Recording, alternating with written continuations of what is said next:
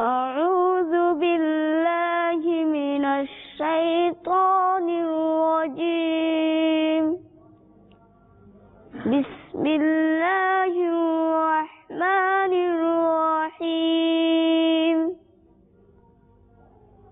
قل هو الله أحد الله الصمد لم يلد ولم يولد ولم يكن له كفوا أحد صدق الله العظيم وصدق رسوله النبي الكريم আমায় কাছে ডেকে নাও না মদনী মদিনে ওয়ালে আমায় একটু দিদার দাও না মদনী মদিনে ওয়ালে তোমার দিদার যখন হবে আমার ঈদ তখন হবে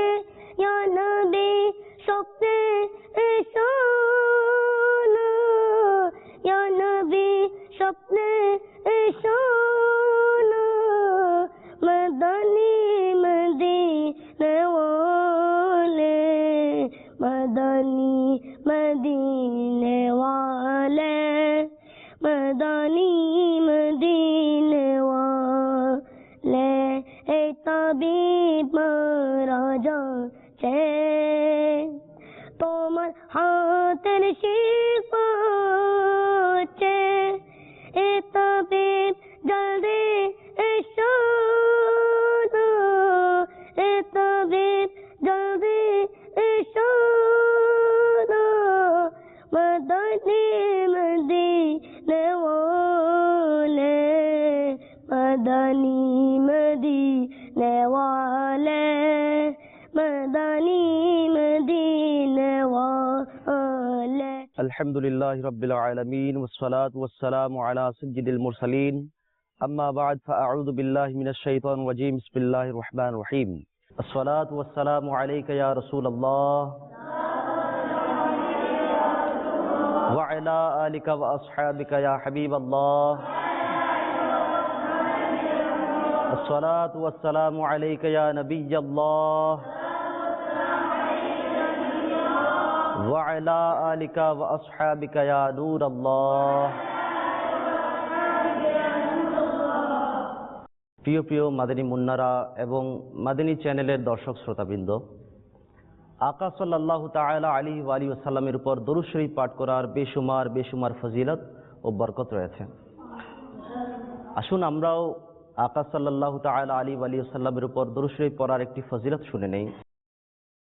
প্রিয় নবী সাল্লাল্লাহু তাআলা আলাইহি ওয়া আলিহি ওয়াসাল্লাম ইরশাদ করেছেন, আমার উপর দরুদ শরীফ পাঠ করো, আল্লাহ তাআলা তোমার উপর রহমত প্রেরণ করবেন। সাল্লু আলাল হাবিব সাল্লাল্লাহু তাআলা আলা মুহাম্মদ সাল্লাল্লাহু তাআলা আলাইহি ওয়া আলিহি ওয়াসাল্লাম সালাতু ওয়া সালামুন আলাইকা ইয়া রাসূলুল্লাহ সাল্লাল্লাহু তাআলা আলাইহি ওয়া আলিহি ওয়াসাল্লাম। প্রিয় প্রিয় মাদানী মুন্নারা এবং মাদানী চ্যানেলের দর্শক শ্রোতাবৃন্দ, আপনাদের সবাইকে ইলমে দ্বীন শিখার এই আসরে স্বাগতম জানাচ্ছি, অনেক মোবারকবাদ পেশ করছি। আল্লাহ তাআলা আমাদেরকে এই সিলসিলা শুরু থেকে শেষ পর্যন্ত দেখার এবং তা থেকে অনেক কিছু শেখার আল্লাহ তাআলা তৌফিক দান করুন, আমিন বিজাহিন নবীল আমিন সাল্লাল্লাহু তাআলা আলাইহি ওয়া সাল্লাম। প্রিয় মাদানী মুন্নারা, আল্লাহ আযজা ওয়া জাল্লা আমাদের রব, আল্লাহ তাআলা আমাদেরকে সৃষ্টি করেছেন। তো সৃষ্টির পিছনে আল্লাহ তাআলার একটি উদ্দেশ্য রয়েছে যে আমাদেরকে আল্লাহ তাআলা বিনা কারণে অযথা সৃষ্টি করেননি। তো আল্লাহ তাআলা আমাদেরকে কেন সৃষ্টি করেছেন? কোরআনে পাকের মধ্যে আল্লাহ তাআলা ইরশাদ করছেন, আমি জিন জাতি এবং মানব জাতিকে শুধুমাত্র আমার ইবাদত করার জন্যেই সৃষ্টি করেছি। তাহলে মাদানী মুন্নারা, আমাদের প্রধান এবং প্রথম কাজ কি? আল্লাহ তাআলার ইবাদত করা। তো ইবাদত কখন কবুল হবে? যখন আমার ইবাদত করার নিয়ত থাকবে, ভালো নিয়ত থাকবে। আর ভালো নিয়ত তখনই গ্রহণযোগ্য হবে যখন আমার ইখলাস থাকবে, আন্তরিকতা থাকবে, একনিষ্ঠতা থাকবে। তা আসুন, নিয়ত কাকে বলে? আলহামদুলিল্লাহ, আজকে আমরা মাদিনী মুন্নারা আজকে এখানে একত্রিত হয়েছি এবং মাদিনী চ্যানেলের দর্শক শ্রোতাবৃন্দ যারা আজকে অনেক দূরে বসে দেখছেন, তো আমাদের দেখাটা, আমাদের বসাটা তখনই ইবাদত হবে যখন আমরা এটার ভালো নিয়ত করে নেই। কেননা নিয়তের ফজিলতের উপর আকা সাল্লাল্লাহু তাআলা আলাইহি ওয়া সাল্লামের অসংখ্য অসংখ্য হাদিস শরীফ রয়েছে। যেমন অসংখ্য অগণিত কিতাবের, হাদিসের কিতাবের শুরুতে এই হাদিসে পাকের টুকরোটি প্রায়ই উদ্ধৃত হয়, বিসমিল্লাহির রহমানির রহিম, ইন্নামাল আ'মালু বিন্নিয়াত, অর্থাৎ প্রতিটি কাজ নিয়তের উপর নির্ভরশীল। অর্থাৎ প্রত্যেকটা ভালো কাজের সওয়াব তার নিয়তের উপর নির্ভরশীল। অন্যত্র নিয়তের ব্যাপারে ইরশাদ হচ্ছে, নাম্বার 1, সত্য নিয়ত সর্বশ্রেষ্ঠ আমল। সত্য নিয়ত সর্বশ্রেষ্ঠ আমল, ভালো নিয়ত সর্বশ্রেষ্ঠ আমল। অন্য জায়গায় হাদিসে পাকের মধ্যে ইরশাদ হচ্ছে, ভালো নিয়ত বান্দাকে জান্নাতে প্রবেশ করাবে। মাশাআল্লাহ। তাহলে আমরা যদি ভালো ভালো নিয়ত করে নেই, আমল যদি করতেও না পারি কিন্তু আমলের ভালো নিয়ত করে নেই, তাহলে আল্লাহ তাআলা আমাদেরকে এর সওয়াব দান করবেন। এর বিনিময়ে আমরা কোথায় যাব? জান্নাতে ইনশাআল্লাহ আজ্জা ওয়া জাল। তো নিয়ত শব্দের অর্থ কি? আমরা আগে শাব্দিক অর্থ জেনে নেই। ইনশাআল্লাহ আমরা সিলসিলাকে অনেক দূর পর্যন্ত এগিয়ে নিব ইনশাআল্লাহ আজ্জা ওয়া জাল। তো ভালো ভালো নিয়ত হওয়া চাই। অন্তরের ইচ্ছাকে নিয়ত বলে, অন্তরের ইচ্ছাকে নিয়ত বলে। তো নিয়ত যদি ভালো হয়, ইবাদতের নিয়ত হয়, তাহলে ভালো নিয়ত। আল্লাহ তাআলা সন্তুষ্টির নিয়ত যদি থাকে তো ভালো নিয়ত। আর যদি এর দ্বারা কোনো গুনাহ উদ্দেশ্য হয় তাহলে এটা খারাপ নিয়ত। ভালো নিয়ত মানুষকে কোথায় নিয়ে যাবে? জান্নাতে। আসুন, তো আমরা নিয়ত করে নেই, আমরা আল্লাহ তাআলার সন্তুষ্টি অর্জনের নিয়তে, ইলমে দ্বীন হাসিলের নিয়তে, ইনশাআল্লাহ আজ্জা ওয়া জাল সওয়াবের নিয়তে আজকের সিলসিলায় বসবো এবং দেখব। আল্লাহ তাআলা আমাদেরকে তৌফিক দান করুন, আমিন, বিজাহিন নবীল আমিন সাল্লাল্লাহু তাআলা আলাইহি ওয়া সাল্লাম। তো প্রথমেই আমরা শুনেছিলাম যে আল্লাহ তাআলা আমাদেরকে কেন সৃষ্টি করেছেন? ইবাদত করার জন্যে। আল্লাহ তাআলা আমাদেরকে কেন সৃষ্টি করেছেন? ইবাদত করার জন্যে। আমরা আল্লাহ তাআলার বান্দা। তো আমাদের প্রধান এবং প্রথম কাজ হচ্ছে আল্লাহ তাআলার ইবাদত করা। আসুন প্রিয় মাদিনী মুন্নারা এবং মাদিনী চ্যানেলের দর্শকবৃন্দ, ইবাদত কাকে বলে? ইবাদত কাকে বলে আমরা শুনে নেই। কাউকে ইবাদতের যোগ্য মনে করে তার কোনো ধরনের সম্মান করার নামেই ইবাদত। কাউকে ইবাদতের যোগ্য মনে করে সম্মান করার নামই হচ্ছে ইবাদত। যেমন আল্লাহ তাআলা আমাদেরকে সৃষ্টি করেছেন, আল্লাহ তাআলা আমাদেরকে রিজিক দিচ্ছেন, আল্লাহ তাআলা আমাদেরকে জীবন দান করেছেন, আল্লাহ তাআলা আমাদেরকে ঈমানের দৌলত দান করেছেন, আল্লাহ তাআলা আমাদেরকে আমার আকা ও মাওলা তাজদারে মদিনা সাল্লাল্লাহু তাআলা আলাইহি ওয়া সাল্লাম দান করেছেন, আল্লাহ তাআলা আমাদেরকে মা বাবা দান করেছেন, আল্লাহ তাআলা আমাদেরকে অসংখ্য নেয়ামত দান করেছেন। তো এই নেয়ামত দানের বিনিময়ে আল্লাহ তাআলাকে আমরা যে সম্মানের সর্ব উপরে স্থানে রেখেছি, আল্লাহ তাআলাকে আমরা সিজদা করি। কি করি? সিজদা করি। তো আল্লাহ তাআলাকে আমরা সম্মান করছি। তো সম্মান করে কাউকে ইবাদতের যোগ্য মনে করাকে ইবাদত বলে। তো আমরা আমাদের মা বাবাকে সম্মান করি, ইবাদত পাওয়ার যোগ্য হিসাবে নয়, আল্লাহ তাআলার বান্দা হিসাবে, আমাদের মা বাবা হিসাবে। কোরআনে পাকে মা বাবাকে সম্মান করার ব্যাপারে ইরশাদ করা হয়েছে, হুকুম দেয়া হয়েছে, সেজন্য আমরা সম্মান করি। তাহলে ইবাদত কি জিনিস আমরা পেলাম? যে কাউকে সম্মান করা ইবাদতের যোগ্য মনে করে, এটাকেই হচ্ছে ইবাদত বলে। পক্ষান্তরে ইবাদতের যোগ্য মনে না করা হলে তা কেবল সম্মানেই সীমাবদ্ধ হয়ে থাকবে, ইবাদত বলে গণ্য হবে না। আল্লাহ তাআলা আমাদেরকে প্রত্যেকটা কাজে আল্লাহ তাআলার সন্তুষ্টিকে সামনে রেখে ইবাদত করার তৌফিক দান করুন, আমিন বিজাহিন নবীল আমিন সাল্লাল্লাহু তাআলা আলাইহি ওয়া সাল্লাম। আসুন, ইবাদতের সংজ্ঞা প্রসিদ্ধ মুফাসসির হাকিমুল উম্মত হযরত মুফতি আহমদ ইয়ার খান নাঈমি রাহমাতুল্লাহি তাআলা আলাইহি তার তাফসীরে নাঈমের মধ্যে কিভাবে ইরশাদ করেছেন।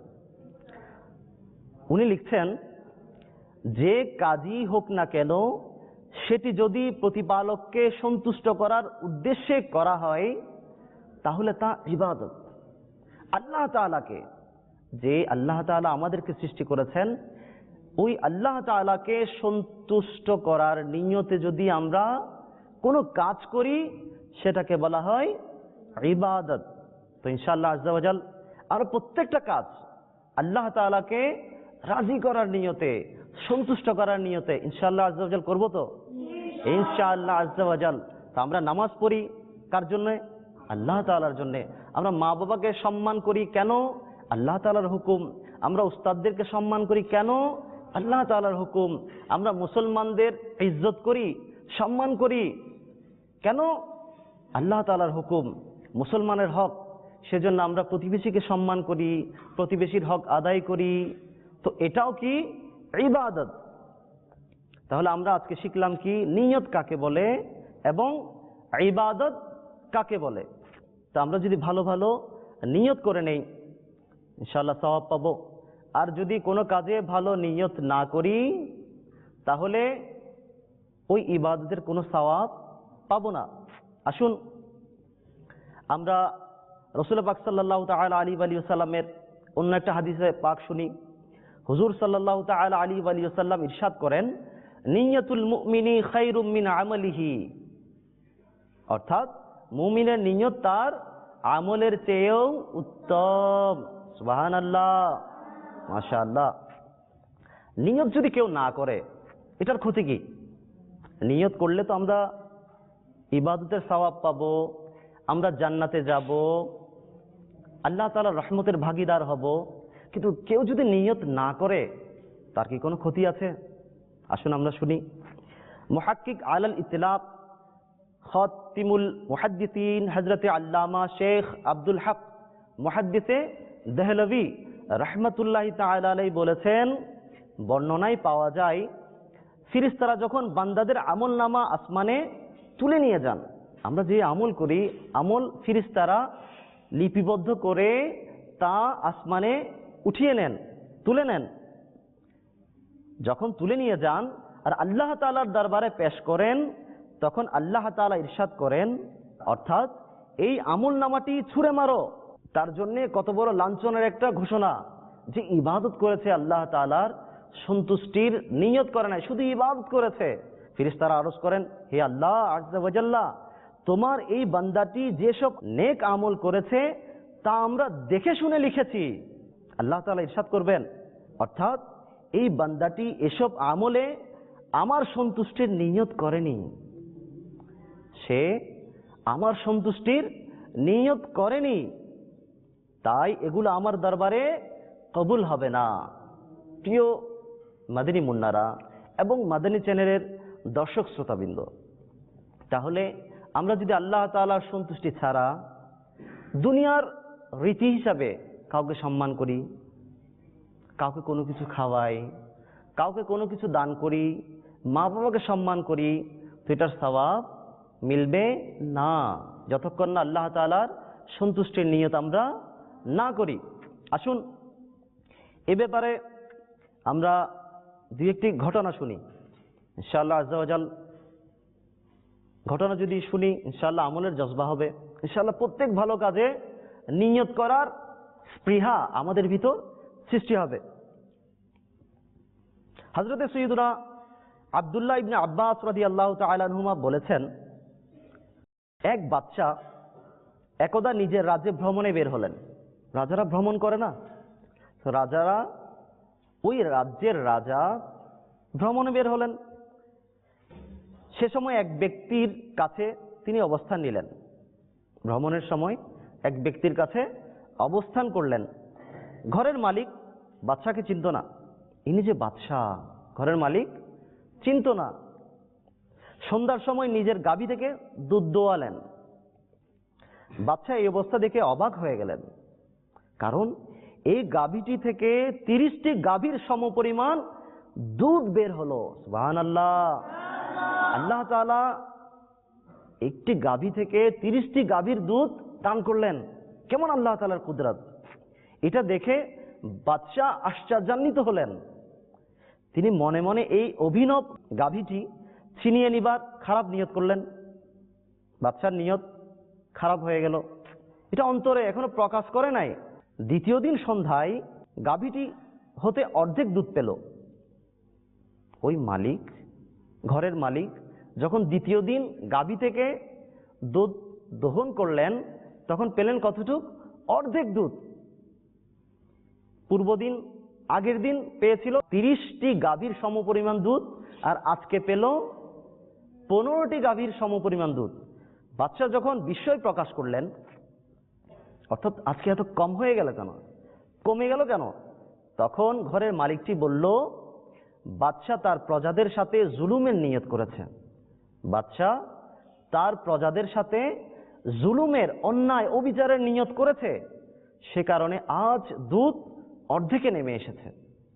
কারণ বাদশাহ যখন জালিম হবে, বরকত শেষ হয়ে যাবে। কি ইসলামী ভাইয়েরা, বাদশাহ দেশের পরিচালক, ন্যায়, বাদশার ন্যায় বিচারের ফলে আল্লাহ তাআলার রহমত প্রজাদের উপর মুষলধারায় বর্ষণ হয়। আর বাদশার নিয়ত যখন খারাপ হয়ে যায়, বান্দাদের সাথে অন্যায় অবিচারের যখন খারাপ খেয়াল করে, তখন আল্লাহ তাআলার রহমত উঠে যায়। এরই আমরা প্রতিফলন আজকের এই ঘটনায় দেখলাম। এই আশ্চর্যজনক ব্যাখ্যা শুনে বাদশাহ সেই অভিনব গাভীটি ছিনিয়ে নেওয়ার নিয়ত বাদ করে দিলেন। এখন মালিক তো জানে না ইনি বাদশাহ। তো বাদশাহ মনে মনে খেয়াল করেছিল যে আমি যাওয়ার সময় এই গাভীটি ছিনিয়ে নিয়ে যাব, এর থেকে কেড়ে নিয়ে যাব। মনের খবর মনেই ছিল, আবার মনে নিয়ত চেঞ্জ করে নিল, না, আমি আমার এই প্রজার গাভীটি আর ছিনিয়ে নিব না। অতএব পরের দিন গাভীটি আগের দিনের সমপরিমাণ দুধ দিল। সুবহানাল্লাহ! প্রথম দিন যে 30টি গাভীর সমপরিমাণ দুধ দিয়েছিল, তৃতীয় দিন এসেও আবার 30টি গাভীর সমপরিমাণ দুধ দিল। সুবহানাল্লাহ! এই ঘটনা থেকে বাদশা শিক্ষা নিলেন, আর তিনি প্রজাদের সাথে জুলুম করবেন না। প্রিয় মাদানী মুন্নারা এবং মাদানী চ্যানেলের দর্শক শ্রোতাবৃন্দ, আমরা এই অভিনব গাভী থেকে শিক্ষা গ্রহণ করলাম, এই ঘটনাটি থেকে শিক্ষা গ্রহণ করলাম যে কেউ যদি কারো সাথে জুলুম করার নিয়ত করে, তাহলে এটার আসর, এটার প্রভাব তাড়াতাড়ি প্রকাশ পায়। তো ইনশাআল্লাহ আজ্জা ওয়াজাল আমরা না কারো সাথে জুলুম করব, অন্যায় অবিচার করব, না এর নিয়ত করব, ইনশাআল্লাহ আজ্জা ওয়াজাল। আসুন আজকে আমরা আরো একটা ঘটনা শুনে নেই, ইনশাআল্লাহ আজ্জা ওয়াজাল ভালো নিয়তের জজবা সৃষ্টি হবে। পূর্বে ইরানের বাদশাহগণের পদবি ছিল কিসরা। সেনাবাহিনী নিজে সৈন্য নিয়ে যখন বের হলেন, সেনাদের পাশ কেটে ইনি এক ইক্ষু বাগানে, আখ বাগানে প্রবেশ করলেন। তিনি পান করার জন্য পানি চাইলেন। এক মেয়ে তার জন্য ইক্ষুর শীতল রস নিয়ে এলো। ইক্ষু মানে আখ, আখের শীতল ঠান্ডা পানি নিয়ে, রস নিয়ে উপস্থিত হলো। বাদশাহ তা পান করলেন, খুবই স্বাদ পেলেন, খুব মজাদার ছিল। তিনি মেয়েটিকে জিজ্ঞেস করলেন, এটা কিভাবে তৈরি করো? সে বলল, এই বাগানটিতে খুবই উন্নত মানের ইক্ষু জন্মায়, আমরা নিজেদের হাতে ইক্ষু থেকে রস বের করে নেই। বাদশাহ আরেক গ্লাস রস চাইলেন। সে আনতে গেল ইত্যবসরে। তো মেয়েটি যখন রস আনতে গেল, এই রস নিয়ে আসার মধ্যকার সময়ে বাচ্চার নিয়ত খারাপ হয়ে গেল। আগেই আমরা শুনেছিলাম যে অভিনব গাভীটি ছিনিয়ে নেয়ার বাচ্চা যখন খারাপ নিয়ত করে তখন গাভীটি বরকত শূন্য হয়ে যায়, অর্থাৎ তা থেকে দুধ পূর্বের মতো আর পাওয়া যায়নি, হ্রাস হয়েছে, কমে গিয়েছিল। আর আজকের কি অবস্থা শুনি। যখন মেয়েটি ইক্ষুর রস আনতে গেল তখন বাচ্চার নিয়ত খারাপ হয়ে গেল। তিনি মনে মনে বললেন, আমি এই বাগানটি জোরপূর্বক ছিনিয়ে নিয়ে তাকে এর পরিবর্তে আরেকটি বাগান দান করব। এ তো বাগান চাই, আমি এই বাগানটা ছিনিয়ে নিব, তার থেকে জোর করে দখল করে নিয়ে যাব, এর মালিকানা আমার কাছে চলে আসবে, এটার মালিক আমি হয়ে যাব, আর একে আমি অন্য একটা বাগান দান করব, আমি তো বাচ্চা। এমন সময় মেয়েটি কান্না করতে করতে এসে বলল, মেয়ে গিয়েছিল কি জন্যে? রস আনার জন্যে। কিন্তু মেয়েটি কান্না করতে করতে ফিরে আসলো আর বলল, আমাদের বাচ্চার নিয়ত খারাপ হয়ে গেছে, আমাদের বাচ্চার নিয়ত খারাপ হয়ে গেছে। বাচ্চা বললেন, তুমি তা কিভাবে জানলে? সে বলল, আগে তো সহজভাবে রস নিংড়ানো যেত, আমরা ইক্ষু নিংড়িয়ে মোচড়িয়ে আমরা রস বের করতাম, আগে তো সহজভাবে রস নিংড়ানো যেত, কিন্তু এভাবে অনেক জোর করেও, আজকে অনেক জোর করেও, প্রচেষ্টা চালিয়েও, শক্তি ব্যয় করেও রস বের করতে পারলাম না। মেয়েটি কি বলছে? আজকে অনেক চেষ্টা করে, অনেক জোর খাটিয়েও আমি রস ইক্ষু থেকে, আখ গাছ থেকে আমি রস বের করতে পারলাম না। বাদশা তৎক্ষণাৎ বাগান ছিনিয়ে নেয়ার খারাপ নিয়ত বাদ দিয়ে দিলেন আর বললেন, আরেকবার যাও তো, একটু চেষ্টা করো। বাদশা আবার পাঠালেন, যাও এবার একটু চেষ্টা করে দেখো রস পাও কিনা। অতএব সে গেল আর সহজভাবে রস নিংড়াতে পারল। সুবহানাল্লাহ, মাশাআল্লাহ। তো আমরা দেখলাম যে বাদশা তার নিয়ত চেঞ্জ করার কারণে বাদশার রাজত্বে আল্লাহ তাআলার বরকত আস্তে আস্তে উঠে যায়, বরকত শূন্য রাজ্যে পরিণত হয় ওই দেশ। তো আমরা যেখানে থাকি, যাদের সাথে থাকি, মা বাবার সাথে থাকি, আমরা জামিয়াতুল মদিনায় থাকি, মাদ্রাসায় থাকি, বাজারে থাকি, যেখানেই থাকি, আমরা যে কাজেই থাকি, আমরা যদি আমাদের নিয়তকে ভালো রাখি, আমরা যদি নিজে সৎ থাকি, অন্যকে যদি সৎ কাজের আদেশ দেই, আমরা অন্যের ব্যাপারে যদি মনে মনে খারাপ খেয়াল, খারাপ ধারণা না করি, তো ইনশাআল্লাহ আজ্জা ওয়া জাল সেও ভালো থাকবে, আমিও ভালো থাকব। ঠিক আছে মাদানী মুন্নারা? তো ইনশাআল্লাহ আজ্জা ওয়া জাল আমরা সবসময় প্রত্যেকটা কাজে নিয়তের খেয়াল রাখবো ইনশাআল্লাহ আজ্জা ওয়া জাল। আমরা ভালো ভালো নিয়ত করব সবসময় ইনশাআল্লাহ আজ্জা ওয়া জাল। কোরআন তিলাওয়াত করব তো ভালো নিয়ত করব, নামাজ পড়ব তো ভালো নিয়ত করব, বাজারে যাব তো ভালো নিয়ত করব। আমরা ওয়াশরুমে যখন যাই, আমরা টয়লেটে যখন যাই, তখন আমরা ভালো ভালো নিয়ত করতে পারি যে আমি ইবাদতের শক্তি অর্জন করার নিয়তে, আমি নিজের বর্জ্য নাপাকি সারার জন্যে, ত্যাগ করার জন্যে, আমি শারীরিকভাবে একটু শক্তি অর্জন করার নিয়তে আমি ওয়াশরুমে যাচ্ছি। আমি নিজেকে ইবাদতের উপযুক্ত করার জন্যে, আমি একটু পবিত্রতা হাসিলের নিয়তে আমি ওয়াশরুমে যাচ্ছি। ইনশাআল্লাহ ওয়াশরুমে আমি যখন ঢুকবো তখন সুন্নত তরিকা অনুযায়ী বাম পায়ে ঢুকবো। ঢুকার আগে আমি ওয়াশরুমে ঢুকার, টয়লেটে ঢুকার নিয়ত করে নিব, দোয়া পড়ে নিব। দোয়া পড়ার ফজিলত কি? এর আগে বিসমিল্লাহির রহমানির রহিম পড়ে নিব, যাতে আমি বিসমিল্লাহ পড়ে দোয়া পড়ার বরকতে, কিতাবের মধ্যে আছে যে টয়লেটের মধ্যে জিন থাকে, জিন, খারাপ জিন থাকে, যারা মানুষদের উপর সাওয়ার হয়, তাদেরকে ক্ষতি করে।